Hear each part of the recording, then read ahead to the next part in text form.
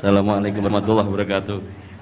Pada hubungan Jindan, Gus Baha dan semuanya, langsung saja mengikuti daripada apa yang disampaikan Gus Baha, yaitu gerakan cangkem elek. Alhamdulillah tempat kita di daerah Bogor khususnya bertempat yang berseberangan dengan beberapa faham yang macam-macam, dan itu mustajab gerakan cangkem elek untuk menghadapi mereka ngoten Gus. Terus kulot dia nyuwun ijazah terus mewakili sedaya, dan yang kami kalih mumpung teng mriki kan ingkang didhawuhaken Gus Bawau fasilitas dinggo fasilitas nyuwun fasilitas ijazah ngrungokke tafsir Jalalain ingkang teng YouTube. Terus nyuwun ijazah ingkang kathah niki. Ngambil ijazah yang banyak, fasilitas dari apa yang jadi tadi disebutkan beliau, fasilitas, masyhad dan semuanya. Jadi kita memiliki cara fikir yang enteng, yang enak. Dan mumpung wonten ijazahipun nggih kula suwun ngoten Gus Bang. Ngoten cekap semanten. Assalamualaikum warahmatullahi wabarakatuh.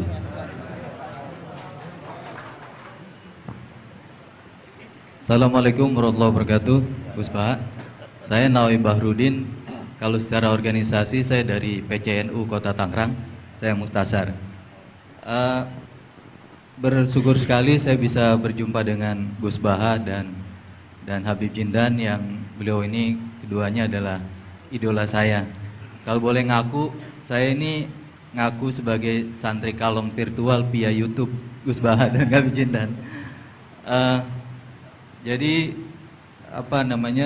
sejak kecil saya ini dididik secara tradisi tasawuf yang agak sangat keras begitu ya. Kalau saya boleh cerita nih, ada ponakan saya nih Ustaz Samsuri, kami tuh keluarga besar kami tidak ada yang dulu miara TV Gus, televisi nggak ada, bunga bank juga susah gitu, musik itu haram, speaker nih juga haram nih dulu. Nah perkembangannya kemudian semakin besar, ada idola-idola kami yang agak keras begitu melontarkan kritik kepada pemerintah, yang kemudian itu membuat saya galau gitu ya. Kenapa ulama-ulama kita bersikap terhadap pemerintah keras memberikan kritik? Nah, saya menemukan jawaban bertemu dengan Habib Jindan via YouTube tentunya dulu ya, walaupun saya kebetulan pernah juga silaturahim, kemudian juga dengan Gus Baha. Ini ada perspektif yang berbeda gitu ya, antara relasi ulama dengan umaro. Pendekatannya itu tidak yang kritik, yang bukan sekedar kritik tapi adalah menghujat. Nah ini saya temukan formula yang sangat menjawab kebutuhan saya pribadi, sehingga istri saya ini udah mulai cemburu sama Gus Baha karena saya terlalu sering nonton YouTube Gus Baha. Gitu. Nah yang kedua soal sanad ya, salah satu bukti saya pernah dengar cerita Gus Baha, agama itu adalah riwayah, oleh karena itu perlu sanad.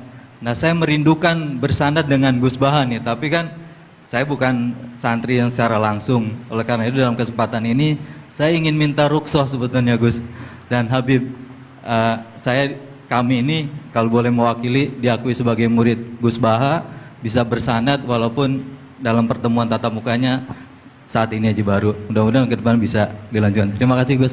Assalamualaikum warahmatullahi wabarakatuh. Nggak apa-apa Ustaz, sahabat aja sekali ketemu Nabi langsung jadi sahabat kok. Baik, Gus Baha barangkali duluan. Kiai Abdurrahman Sahal, Kiai Ustaz Nawawi. Iya, apa saya Gus? Iya.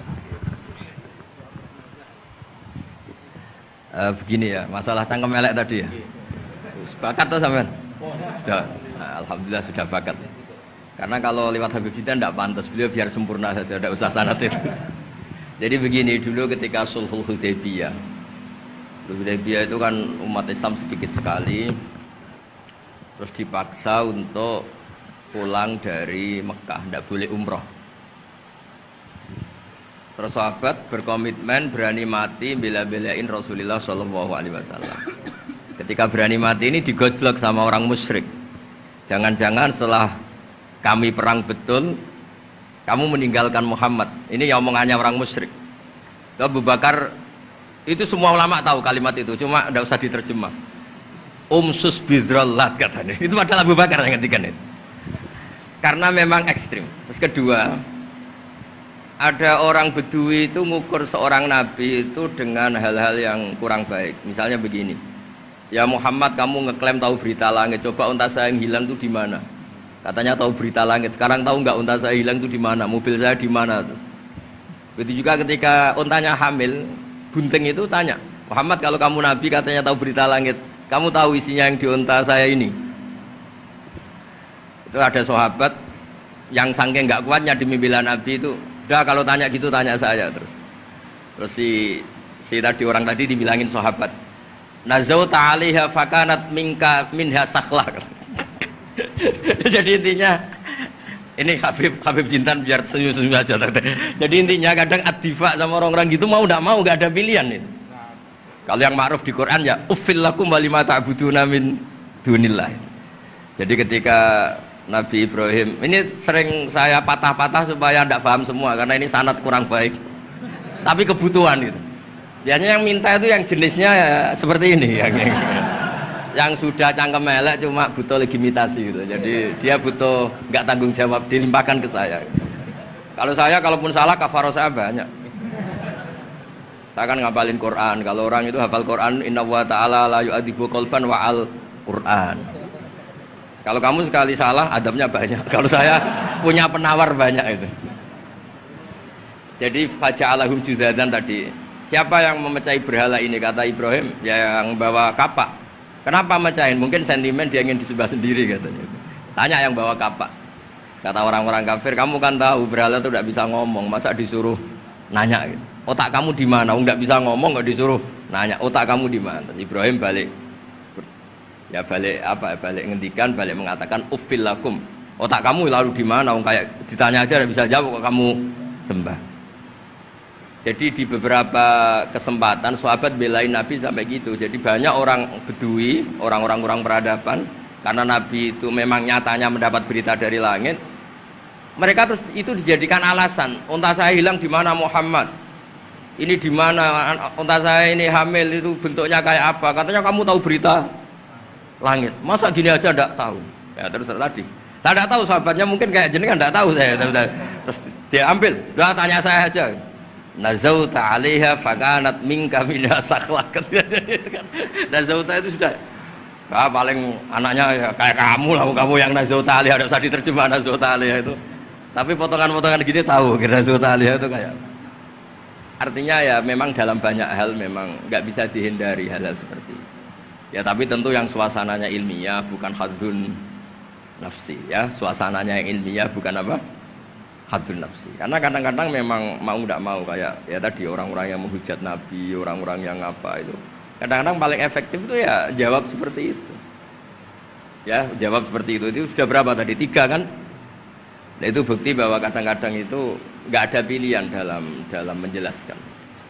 Ya nggak ada pilihan dalam menjelaskan. Ya maksudnya seperti itu, tapi tidak tahu saja. Daripada anggap bibitan kan kasihan. Saya aja yang jawab. Nah, terus tadi yang Jalalain rutin sanad saya memang sebetulnya kalau saya boleh milih di mana-mana sanad tuh ngajinya utuh. Saya dulu ngaji Mbah Mun itu mulai Jamul Jawami, Fathul Wahab banyak. Sebagai keluarga Quran, bapak saya itu hafal Quran tuh kayak Fatihah, ma'ruf itu di daerah saya. Tidak ada orang hafal Quran kayak Fatihah kayak bapak saya itu. Makanya tradisi keluarga kami memang Quran. Terus babah kami juga dari ulama Lasem, Habib Jidan pernah rawuh di mbah saya. Kebetulan pondoknya mbah saya namanya juga Al-Fakhriyah Habib ya. Jadi karena kalau konstruksinya tidak khatam seperti ini namanya ijazah amma. Ijazah amma ya cukup lah buat rame-rame. Tapi secara keilmuan itu masalah karena konstruksinya belum selesai. Makanya tadi saya senang Habib Jidan ketika cerita ada orang ngajar lumak. Usul fikih itu perangkat yang mau tidak mau untuk alat tafsir. Misalnya begini, wa antasma'u bainal ukhtain, tidak boleh mengumpulkan perempuan 2 yang kakak beradik jadi istrinya 1 orang. Itu bainal ukhtain itu min itlaqil ba'di wa iradatil kul. Yang dimaksud Allah adalah mengumpulkan 2 orang yang ada hubungan mahram. Coba kalau kita misalnya bikin gerakan kembali ke Quran, berarti yang haram hanya antasma'u bainal ukhtain. Padahal yang haram adalah bainal mar'ah wa ammatiyah wala bainal mar'ah wa khalatiyah wala bainal mar'ah wa jaddatiyah. Pokoknya 2 perempuan yang ada hubungan mahram tidak boleh dikumpulkan dalam satu pernikahan. Bayangkan kalau orang tidak ahli usul fikih kemudian dia mentafsirkan Quran, terus dia hanya pegang wa antasma'u bainal ukhtain. Itu juga anak tiri. Ada aturannya, lafadz yang keluar karena ghalib itu tidak punya makna. Misalnya begini, anak tiri yang nggak boleh dinikahi adalah waroba ibu kumulati fi hujurikum, anak tiri yang serumah. Padahal anak tiri serumah tidak serumah, kalau ibunya sudah kamu kumpulin kan tidak boleh dinikah. Lalu kata fi hujurikum di sini adalah yakhruju makhrujal ghalib. Ya umumnya anak tiri itu serumah, tapi bukan punya ikatan apa hukum. Nah, hal seperti itu kan riskan kalau kita tidak mengaji usul fikih, apa kaidah fikih. Misalnya gini, ada ular di dalam, terus kiainya bilang, Jamal ambilkan tongkat. Terus kamu karena nggak dipanggil namanya, terus nggak ngambil tongkat. Oh yang dipanggil Jamal bukan saya. Ini santri geblek dah. Sebenarnya kata manggil itu qaulun nabi li ahadin min ashabi itu qauluhu lil jami'. Yang hal-hal yang baik, yang darurat, siapapun yang bisa melakukan harus melakukan itu meskipun nggak dipanggil. Coba semua wiridan, ya Mu'ad inni uhibbuka fakul dubura kulli sholatin Allahumma a'inni ala dzikrika wa syukrika wa husni ibadatik. Sebagai riwayat fala tada'anna dubura kulli sholat. Terus kamu bilang nama saya ada Mu'ad loh, berarti tidak kena ijazah itu. Itu harus ada analisis usul fikih. Kalau enggak ya habis kita. Semua wiridan tuh ya Abu Hurairah, ya Mu'ad, ya Aba. Nah, terus kamu, saya ada yang di waksiati Rasulullah, ada yang diijazahi, ya tidak bisa. Jadi masalah sana tuh maunya kalau sampean orang baik, ya semua kebaikan tuh saya ijazahkan. Ya tapi tentu beda yang ngaji betulan sama yang ngaji begini-begini itu. Ya memang seperti itu, karena kalau ingin jadi ulama konstruksinya memang harus utuh. Karena tadi ada usul fikih, ada kaidah fikih, ada macam-macam kayak tadi wa antasma'u bainal ukhtain. Itu ya zaman Nabi Sugeng sudah nambahi wala bainal mar'ati wa amatiha. Tidak boleh menikahi Sri dan budenya atau bulenya. Nah, kenapa Nabi tidak bilang wala bainal mar'ati wa jaddatiha? Kayaknya orang kelainan kalau kepikiran seperti itu. Loh kalau bule itu masih masuk lah. Ya misalnya istri kamu 17, bulenya 27 kan kok cantik budenya kan masih bisa mikir gitu. Tapi kalau istri kamu 20, mbahnya 80 kok kepikiran itu kan. Sehingga di hadis memang hanya wala benal marati wa ammatiha, wala benal marati wa kholatiha. Nabi tidak mengatakan wala benal marati wa jaddatiha. Kayaknya kalau orang normal tuh tidak kepikiran itu.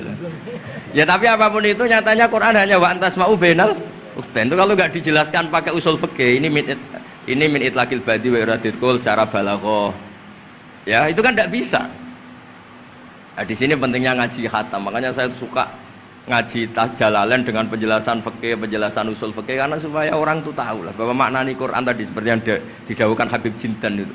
Ya kalau kamu tidak menguasai betul, terus akhirnya ngomong menurut saya, Quran kok menurut saya, menurut perasaan saya tidak bisa. Kata Habib Jintan kok biroyi ya sudah pesan tiket di neraka. Ngeri kan? Apalagi sudah biroyi dapat penghormatan, dapat uang, dapat panggung. Islam kok menurut saya, loh ini Islam yang menurut Rasulullah, Islam kok menurut saya. Makanya ini saya fanatik bahwa kitab tadi saya tunjukkan ke Habib Jintan beberapa kitabnya Sayyid Muhammad yang menyebut mbah beliau apa supaya mudawan. Dulu itu ada orang alim alama namanya Les bin Sa'ad. Kata Imam Syafi'i, "Al-Les afqahu min Malik illa annahu daya'ahu ashabu." Imam Les secara fikih itu lebih alim dibanding Imam Malik, tapi daya'ahu ashabu. Murid-muridnya enggak menulis. Andai kan Habib Salim tidak punya putra Habib Novel, tidak punya cucu Habib Jintan, mungkin orang enggak bakas lagi Habib Salim.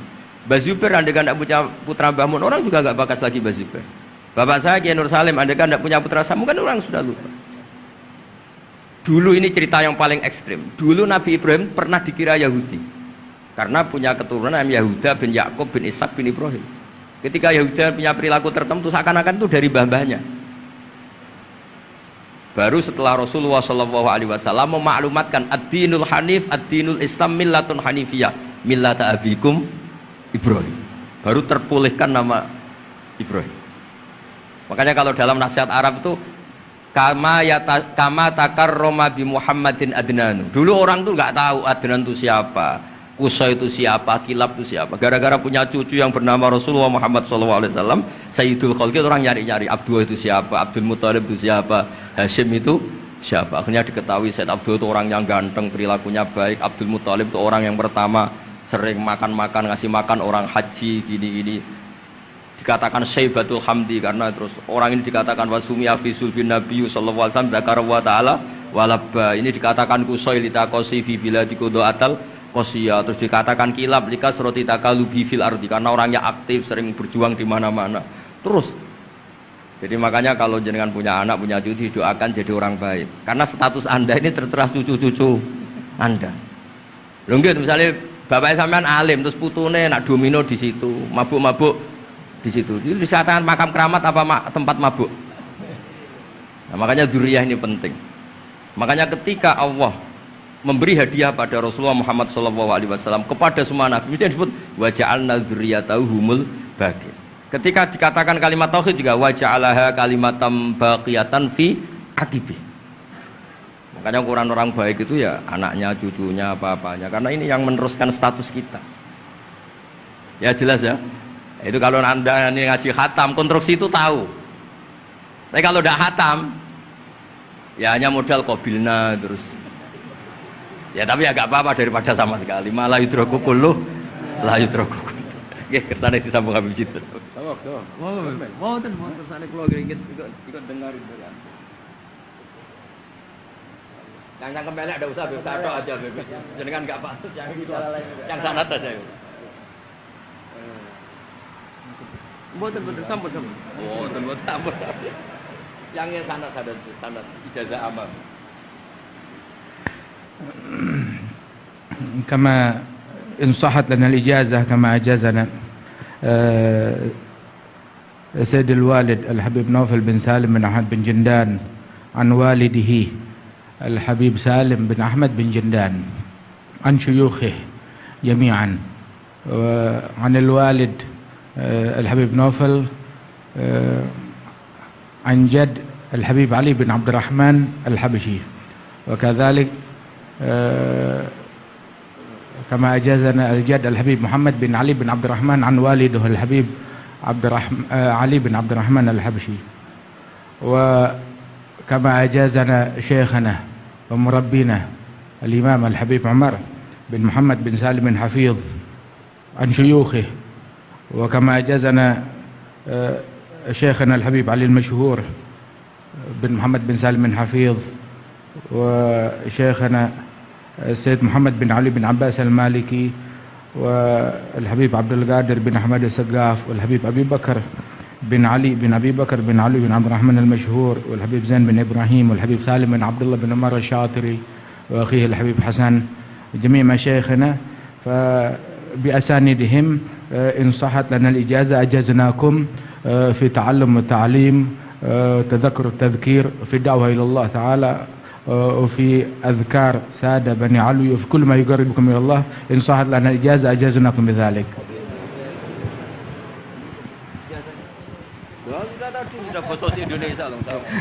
Jadi ijazahnya Gus Baha pakai bahasa Indonesia kata. Jadi kita belum kobil tuh tadi. Insya Allah, ya insya Allah. Ada al-iznu bima'na al-ijazah, insya Allah.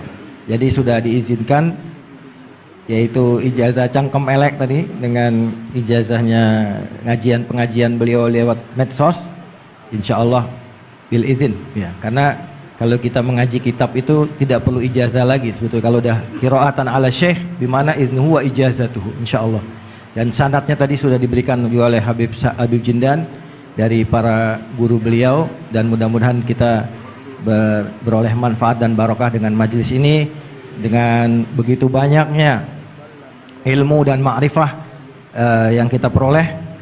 Bahkan kita julus mujalasatul alim, ini termasuk juga dalam kebaikan yang kita dapatkan di hari Asyura ini.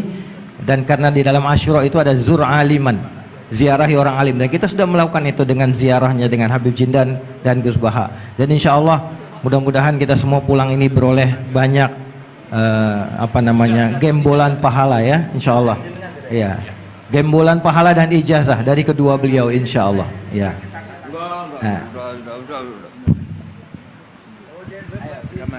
Ya, ajazatuhum kama ajazalana syekhuna wa syekhu syekhina Maimun Zubair wa aslafuhu ila Rasulillah sallallahu alaihi wasallam. Bilal ijazah wa tasyarrafna bikum wa jazakumullah khairan katsiran. Ya Yusuf Mansur mau ngasih ijazah enggak? Kali kalau Kiai Yusuf Mansur ngasih duit aja sama kita buat ongkos pulang. Setuju nggak kira-kira? Oh setuju katanya. Baik, baik. Alhamdulillah majelis kita berjalan begitu lancar, mudah, tidak ada gangguan kendala dan semuanya pasti karena barokah para masyayikh kita, para ulama-ulama aslafun saleh yang telah meridhoi dan ridho dengan majelis kita ini. Kita doakan guru-guru kita yang ada di depan ini, beliau-beliau semoga selalu diberikan sehat, panjang umur dalam ta'ah, dalam memberikan manfaat dan ilmunya kepada kita semua, dan menjadikan kita semua yang ada di majelis ini juga selalu menjadi tulabul ilm yang istiqomah, yang selalu meneruskan, insya Allah kita teruskan kepada generasi penerus kita, anak-anak cucu kita dalam tradisi keilmuan Ahlus Sunnah wal Jamaah yang insya Allah akan selalu eksis di bumi Nusantara ini. Amin ya rabbal alamin. Saya sebagai moderator mohon maaf jika ada kalimat yang keliru dan salah. Kita akhiri dengan membaca subhanakallahumma wa bihamdika asyhadu an la ilaha illa anta astaghfiruka wa atubu ilaik. Dan sebelumnya ada pemberian cindera mata oleh Yayasan Fakhriyah kepada Gus Baha dari Habib Jindan.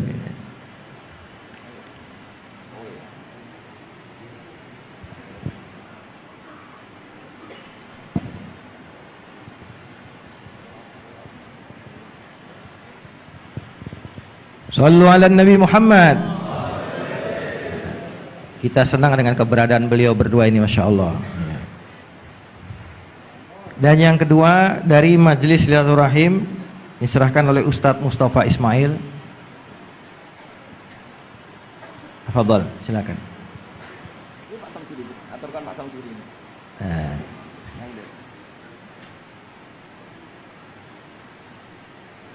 Ini plakat nih banyak ini. Nanti Gus Baha di rumahnya banyak plakat ini. Mudah-mudahan lemarinya ada Gus ya buat banyak.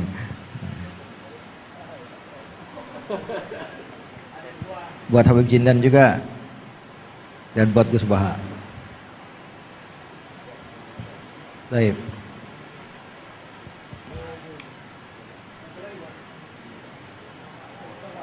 Ustaz, ya.